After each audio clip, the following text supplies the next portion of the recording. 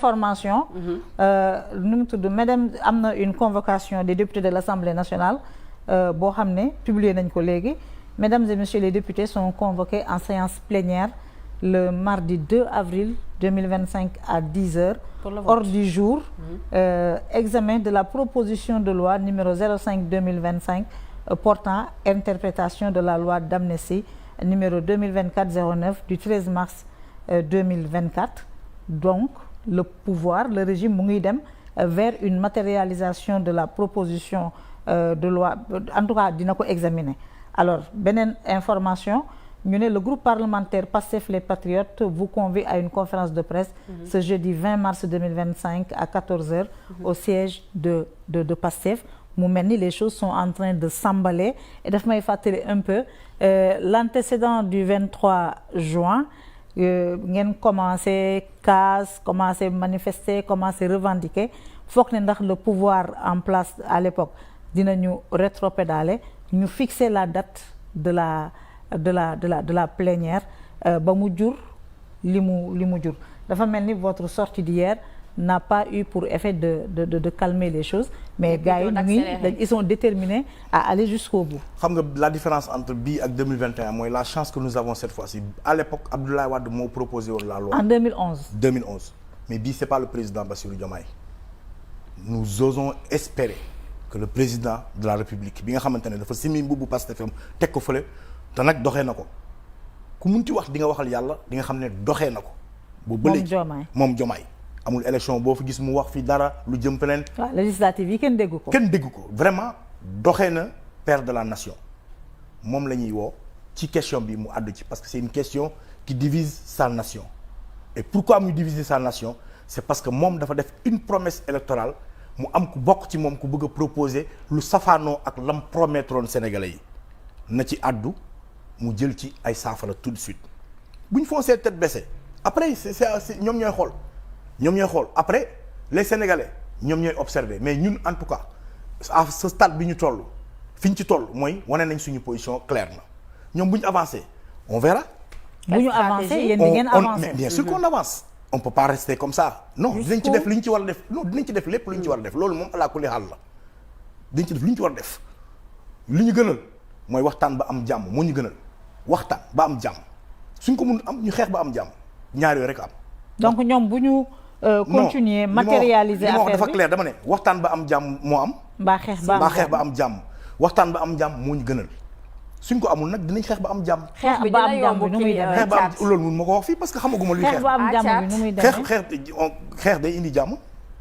mais est-ce que xeex bi dina yomb vu que fi mu nekk nii Sénégal li ñu gis jeunes yu bëri tey jii ci parti Pastef la ñu adhéré. Est-ce que yéen à votre niveau le mouvement Y'en a marre tey jii am na assez de jeunes yoo xamante ne mën nañu waxal ou bien jooyal yeneen jeunes yoo xamante ne dinañ mën a faire face. Au régime de Pastef. Xam nga loolu c'est très grave. Ça veut dire que on appelle. Parce que 2011 vous aviez la fougue mais ma ñëw xam nga qu'est-ce qui est très grave. Ça c'est faire l'apologie d'une guerre civile. Parce que non waxuma yaa ko def. Je dis pas que yaa ko def. Parce que lii du yow yaa question bi ma posé nii c'est pas ta pensée da nga ma wax li nga ce qui se dit sur la toile et partout. C'est ma pensée. Ah c'est ta pensée. OK, moi je pense que c'est l'apologie de la guerre civile. Pourquoi? C'est mettre en face une partie du peuple contre une autre partie du peuple loolu la clairement. parce que sooy woote xeex kay c'est entre deux parties. oui mais xeex fii ak fii xeex y a plusieurs formes. xeex du rek janoo. yow naka ngeen fas yéene xeex loolu laa la loolu eggaguñu fa. mais man yaa ma dégluwul de. eggaguñu foofu buñ fa yeggee.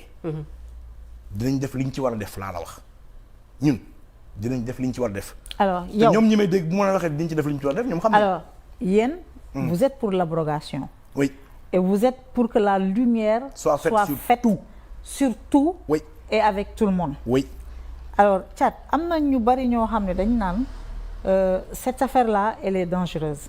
Parce que si on dit que la lumière doit être faite sur tout et si ça ak ku mu mënta concerner peut-être que mën nañu dem ba impliquer si ay FDS yoo xam ne ils étaient là pour la paix et la sécurité publique. La stabilité.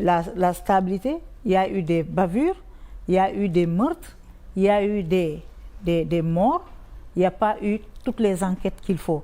est-ce que ragalu leen loolu créer une déstabilisation du pays. mais non bu fekkee ne tu es un officier wala un truc tu donnes des ordres mu am ay bavures benn on peut comprendre mais 80 et quelques bavures il faut ça peut pas rester impuni ça ne peut pas rester impuni munoo nag di commande yegg nekk chef de commandement say soldats di tirer di rey di tirer di rey. c'est un risque ba mu egg 80 non.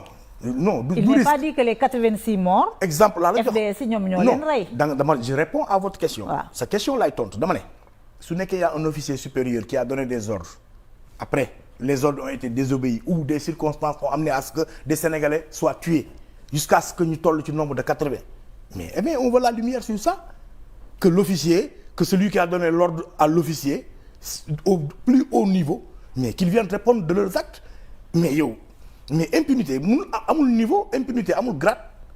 mais loolu mënul créer mënul nekk un précédent dangereux pour réew mi. mais baax na parce que kenn dootu koy defati kenn dootu ko xalaat def bu fekkee c'est resté impuni mais les officiers gradés de ce pouvoir là demain s'il y a des manifestations ils savent que ils n'encourent absolument rien il faut régler ce problème que les responsabilités soient situées de tous bords comme ci mënti doon.